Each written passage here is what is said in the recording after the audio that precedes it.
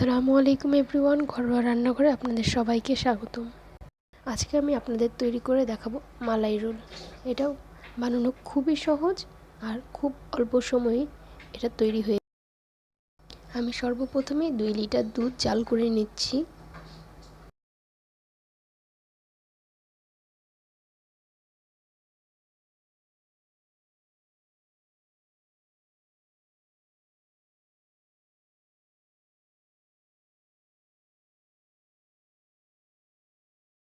আমি 2 লিটার দুধ জাল করে 1 লিটার করে নিয়েছি।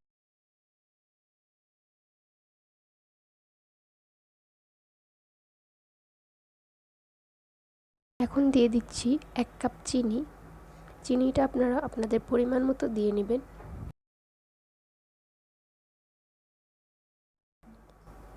এখন দিয়ে দিলাম একটা এলাচ। এখন দিয়ে দিচ্ছি সামান্য একটু লবণ। লবণটা যারা মিষ্টি খাবারে পছন্দ করেন না তারা এটা বাদ দিতে। আমি 5টি এলাচের বীজ নিয়ে নিয়েছি আর নিয়েছি কাঠবাদাম আর কিশমিশ। আমি এলাচের বীজটা গুঁড়ো করে দুধে দিয়ে দিব, কারণ হচ্ছে তাহলে একটি সুঘ্রাণ বের হয়।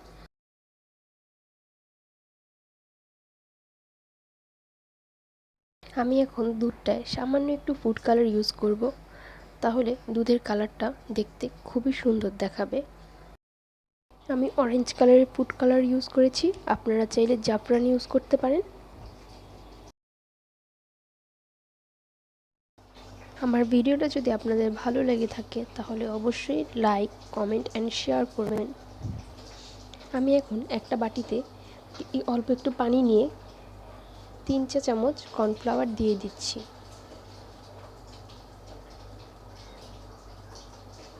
কর্নফ্লাওয়ারটা দেওয়ার কারণ হচ্ছে তাহলে দুধটা ঘন হবে। দুধটা জাল হতে হতে আমি পাউরুটিগুলোর সাইডগুলো কেটে নেব।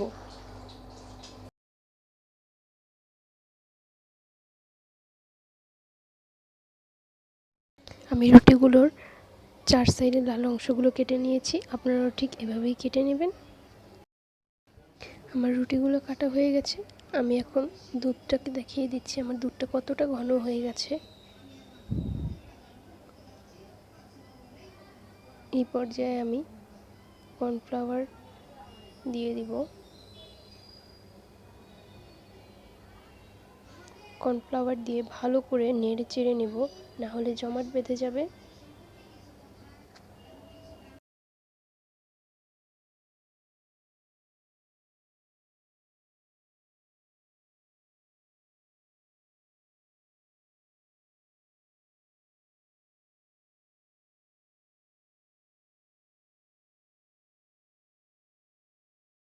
আমি দুধটা ঘন হওয়া পর্যন্ত নাড়তে থাকবো, তা না হলে দুধটা জমাট বেঁধে যাবে আর নিচে লেগে যাবে।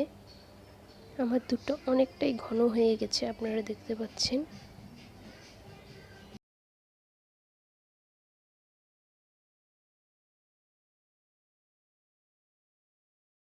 আমার দুধটা ঘন হয়ে গেছে। এই পর্যায়ে একটুও থামা যাবে না, বারবার নাড়তে হবে। নাড়া অফ করলেই নিচে লেগে যাবে আর টেস্টটা নষ্ট হয়ে। আমার ভিডিওটা যদি আপনাদের ভালো লেগে থাকে তাহলে অবশ্যই লাইক, কমেন্ট অ্যান্ড শেয়ার করবেন। সাবস্ক্রাইব করে পাশে থাকা বেল আইকনটি ক্লিক করে দেবেন, তাহলে আমার সকল নিত্য নতুন ভিডিও আপনাদের কাছে সবার আগে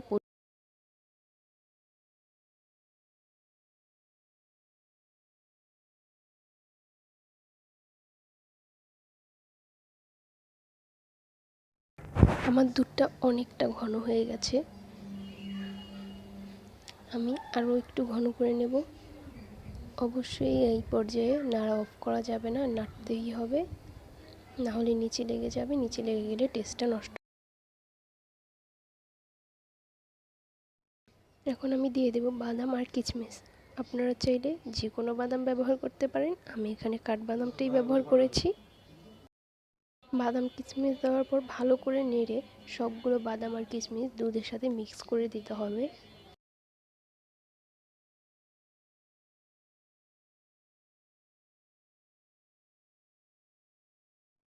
এখন আমি সবগুলো রুটি একটি বেলুনের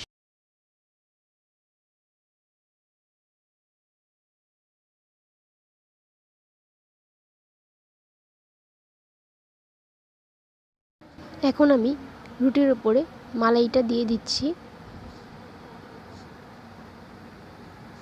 আমি অল্প একটু পানি লাগিয়ে রুটিটাকে ভাঁজ করে নিচ্ছি।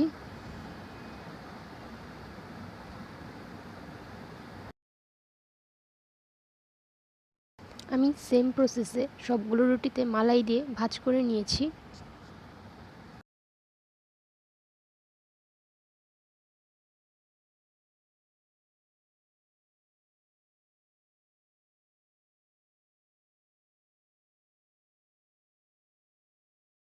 এখন আমি রোলগুলোর মধ্যে দুধ ঢেলে দিচ্ছি। আমি উপরে কিছু মালাই দিয়ে দিব। আমি কিছুক্ষণের জন্য মালাই রোলটা ফ্রিজে রাখবো, তাহলে খেতে দারুণ মজা লাগে। ঠান্ডা করে এই মালাই রোল খেলে তার টেস্টটা দ্বিগুণ বেড়ে যায়।